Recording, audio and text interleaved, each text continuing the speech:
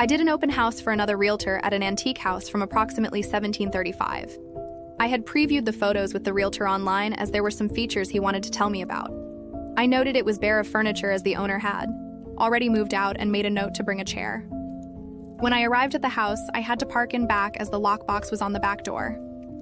I got a terrible feeling the moment I crossed the threshold, but chalked it up being nervous as I was a new realtor.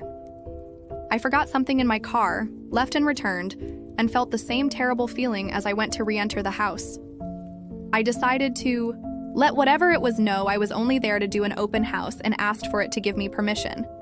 I then went in and turned on all the lights on the first floor. The basement was through a small door that was more like a bulkhead or hatchway, and there was no way I was going down there, and then turned to walk upstairs. I looked up and again felt such a heavy dread that I said to myself, nope, not going up there. I don't care if he wants all the lights on, I'm not going up there.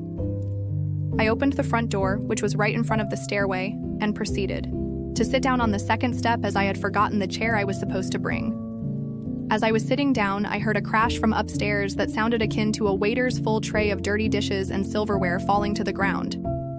I jumped up and ran out the front door and sat there for the entire 2 hours until it was time to leave. No one came to the open house, and I was so glad, because the only other time I had to go in was to turn off all the lights and race out the door, praying our fathers the entire time. I was so unsettled by this, I couldn't sleep that night and went to get my rosary to hang by my side of the bed.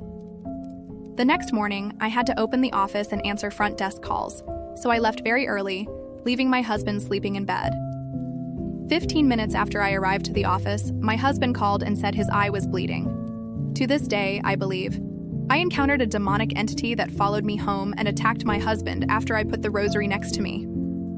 I placed a blessed crucifix on his nightstand that night and he was not attacked again. The house never sold during the 8 years I worked real estate.